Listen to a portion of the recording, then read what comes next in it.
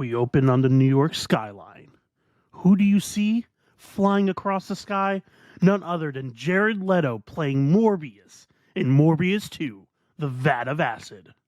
Here's our pitch for Morbius 2. So the main key point that we really want to nail across is that Spider-Man's going to drop kick Morbius into this vat of acid. And it's going to terribly disfigure him. So then we can really pull out the acting chops of both the Joker and Morbius from Jared Leto and get both of them together.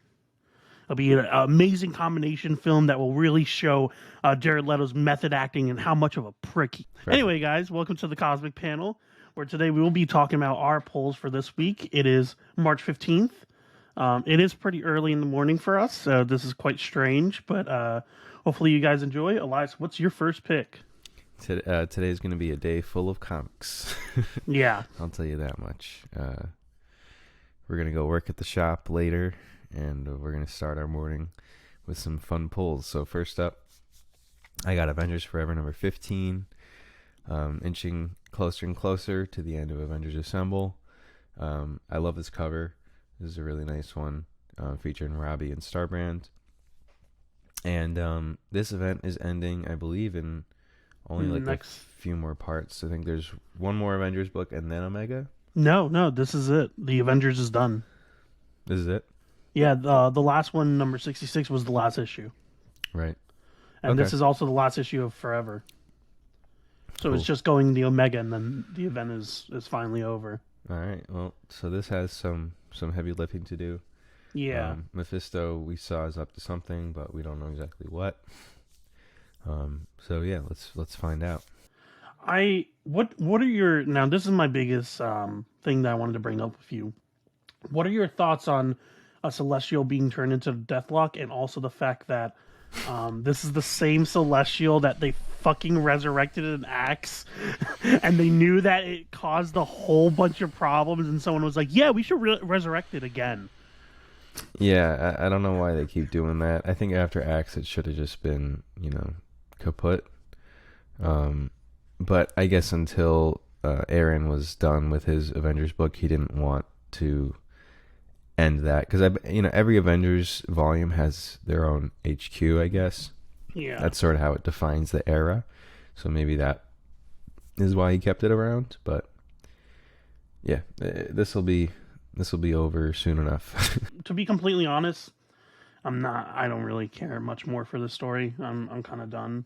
Yeah, I'm just waiting for it to end. Yeah, Robbie was the most interesting part of this book, and he hasn't been in the war for like 5 parts, I feel like. I mean, the whole time, pretty much. Yeah, he's just been sidelined, and it's so annoying because it's like he almost single-handedly killed them all in the beginning, and it's like you literally just sidelined him just for plot reasons, and it feels like that. Yeah, so it'll be interesting to see how they wrap it up. Yeah. My first poll for this week is Superman Lost number 1. I'm always interested whenever we get new Superman books, because Superman books either fall into 2 lanes. They're either about Superman fighting against someone or about Superman coming to confrontation with a situation. And it seems to be the latter, where Superman comes into confrontation with a situation. He has been apparently lost for over 20 years. For everyone else, it seems like a little bit of time, but apparently he has experienced over 20 years, and he feels lost, and everything feels unfamiliar to him. So I'm curious to see this almost like romance story between Superman and Lois, because I feel like we always establish that Lois and Superman are power couple, but I feel like we so rarely ever get to just see them like in a romantic situation. And I think this is going to be an interesting book that's going to be able to show Superman kind of dealing with a little bit of like almost PTSD, like being lost in space for 20 years and then coming back and having to wrangle that situation and his feelings. So I'm actually really excited. I think this should be interesting, and it's 10 issues, so it's just a mini series. Cool. Yeah, it looks interesting. I didn't hear much about this, so. Yeah, I just heard about it when I was like looking at the picks for this week, and I was like, this actually is like an interesting idea. Yeah, Christopher Priest is writing it. Yep, Christopher Priest. Cool. Yeah, he's a classic comic book author. So I don't think he's written Superman before, as far as I know. Yeah, I don't think so either. He's mostly stuck to Deathstroke and Black Adam in recent memory and I some didn't realize he Conan. was doing stuff with DC because originally he's a Marvel guy. Yeah. Next up for me is Immoral X-Men #2. This is probably, I mean, yeah, it's the coolest Sinister mini right now. Yeah. Because it's directly addressing the direct conflict that we left off in the alpha. It's actually worrying about the Quiet Council, and it's worrying about kind of what Sinister is going to do going forward. Emma basically, said, "You're not going to do shit. You're going to follow what I want you to do, and you're going to be happy to be alive." Yeah. So it was a really cool issue. Nightcrawlers 2 and all that. I thought it was what I expected. I knew they had to try and cram in a lot because it's such a huge time jump. But it's very interesting to see how they are handling it, and I hope this one is a little more cohesive. But yeah, the Immoral has been really cool. Immoral has been sick. I love the catchphrase putting the die in Diamond Age. It's pretty funny. Yeah. But I'm also interested to see, is Destiny still alive? How is Mystique still alive? Why is there multiple Mystique on the cover?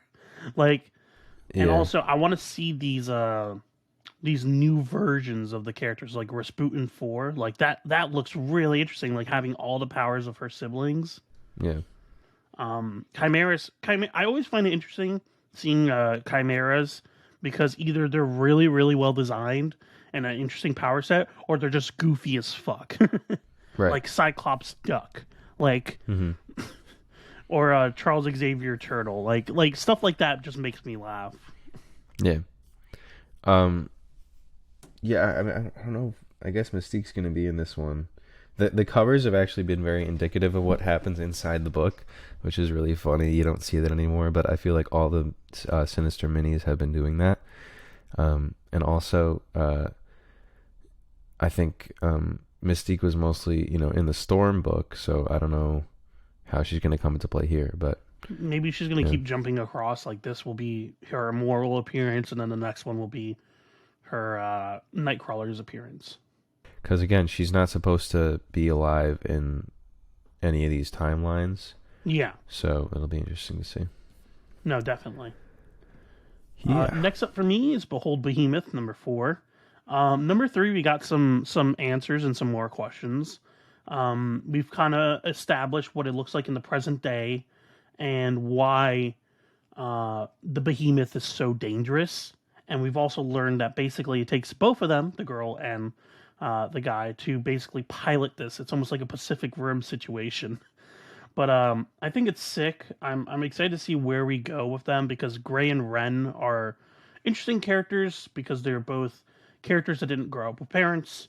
I'm almost getting a little bit of Last of Us vibes from this, which is like them crossing across the country, hiding their secret, trying to avoid confrontation, but still being willing to get their hands dirty if they need to.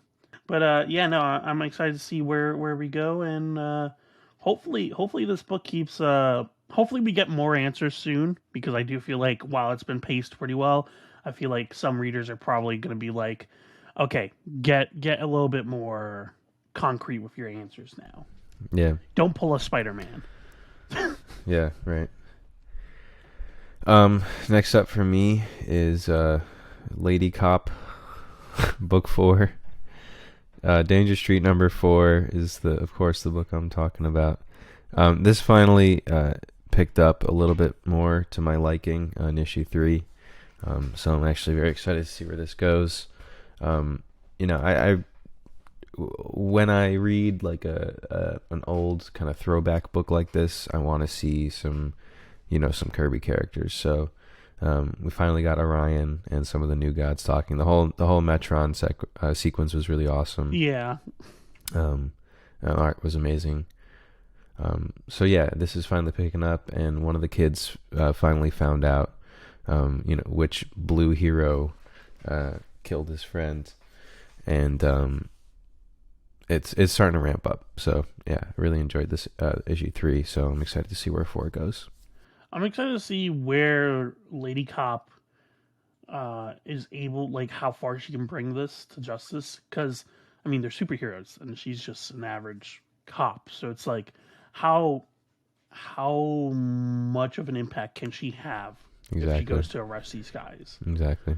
And also, I mean, it's going to help that he feels guilty about it, yeah, exactly. But But also, another looming mystery is what. So Atlas died, but we don't know who they're trying to go after on Earth to take his place. right. And from what I can tell, if they don't find someone soon, the universe is going to collapse or fall or something. Yeah. So it should be interesting.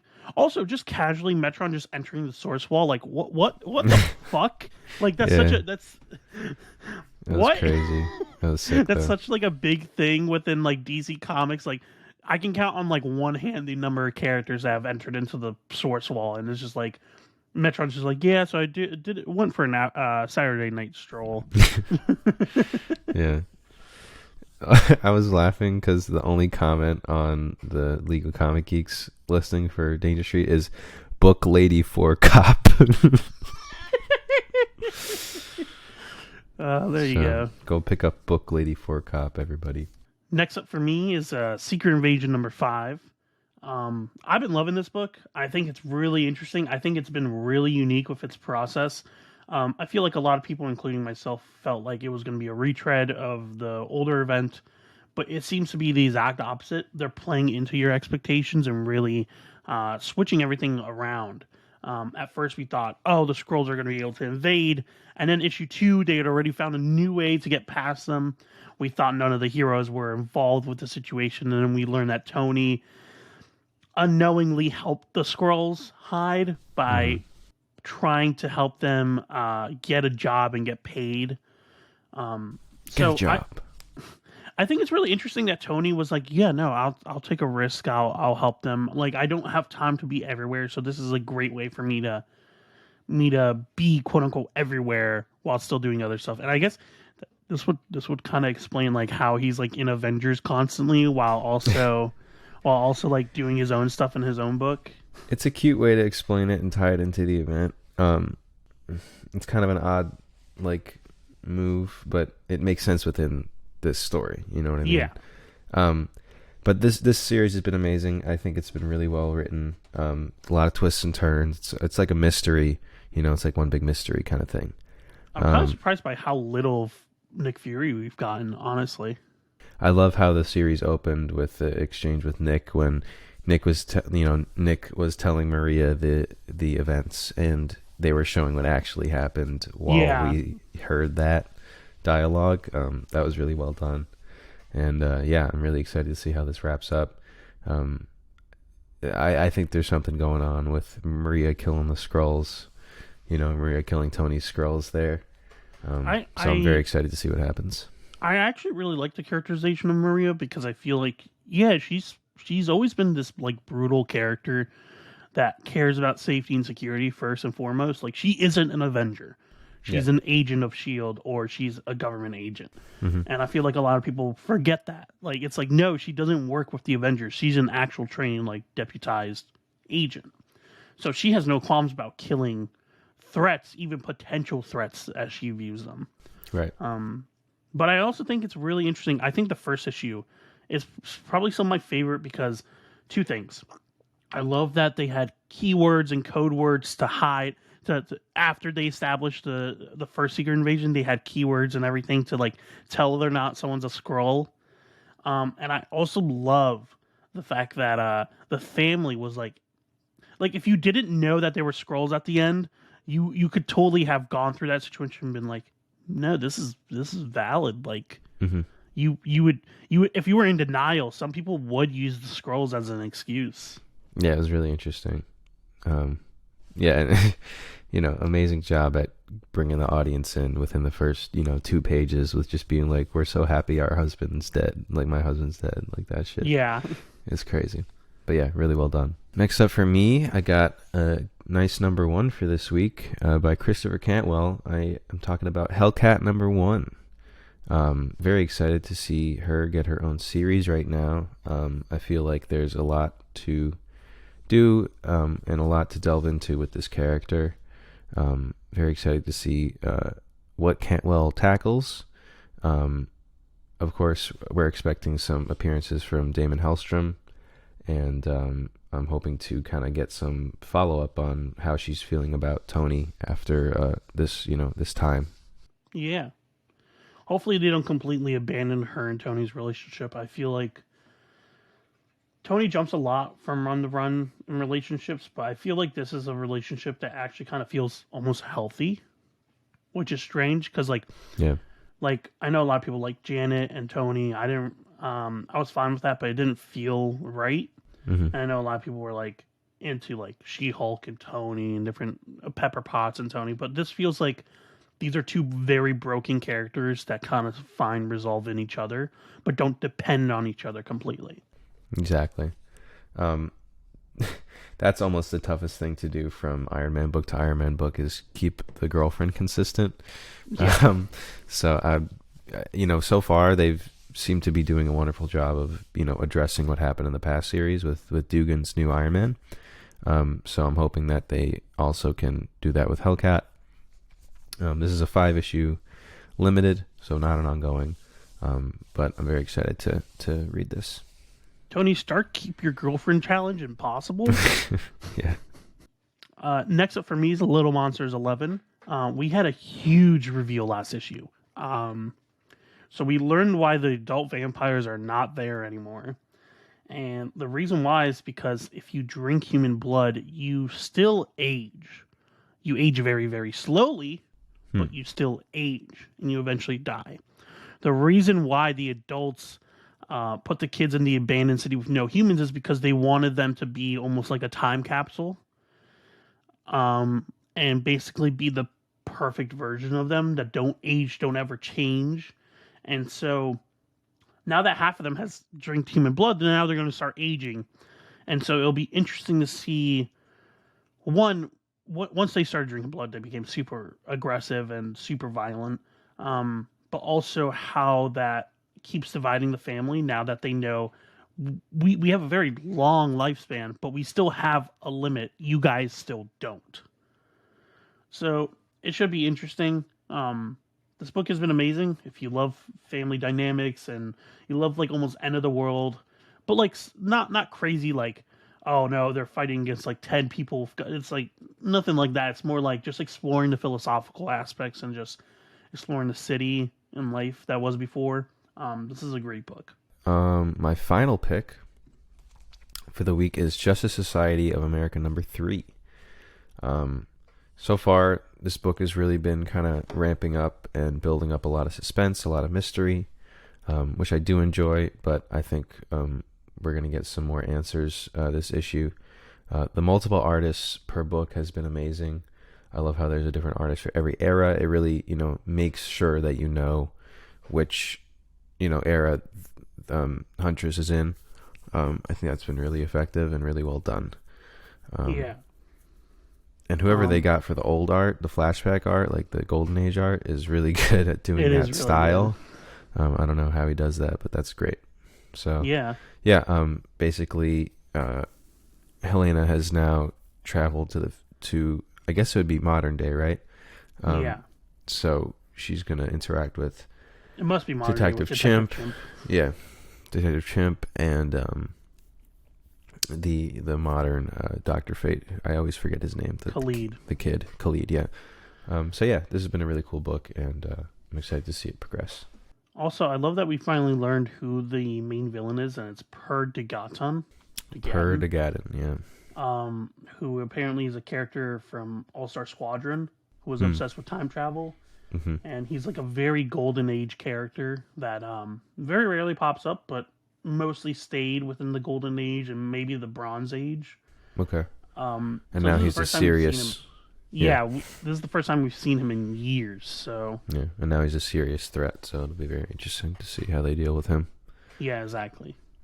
And my final pick, the one I'm most excited for, is No One Number One. Usually I don't put number ones as my first pick, but one, this is part of the Radiant, the Massive Verse, which is part of Radiant Black and everything. And this is also the artist from Nightwing, which I love. I recently caught up on the Nightwing run. The art is amazing, but also the fact that Kyle Higgins is writing this one because he also writes specifically Radiant Black. He doesn't write all the books in the universe because obviously that would be too hectic for him. But he is fully invested in this one because there's also going to be a podcast, which is kind of wild because it's going to feature Rachel Leigh Cook and Patton Oswalt, which is like two pretty big names to just have on a monthly podcast for just a comic book. It's cool. That's pretty wild. And so I have a very good feeling that this is going to be a very exciting book. And I mean, while the premise is interesting, it's like a person that's a vigilante, but no one knows who they are, and so they're unidentified, genderless.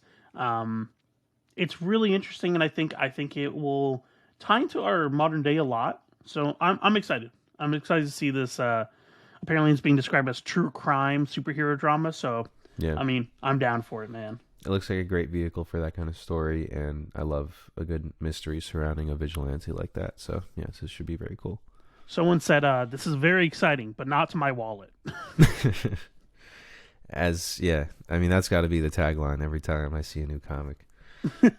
Very exciting, but not to my wallet. But yeah, as always, this has been our weekly comic pulls for March 15th. Hope you guys have enjoyed. Go pick up some new books today. Come on down to Fat Jack's.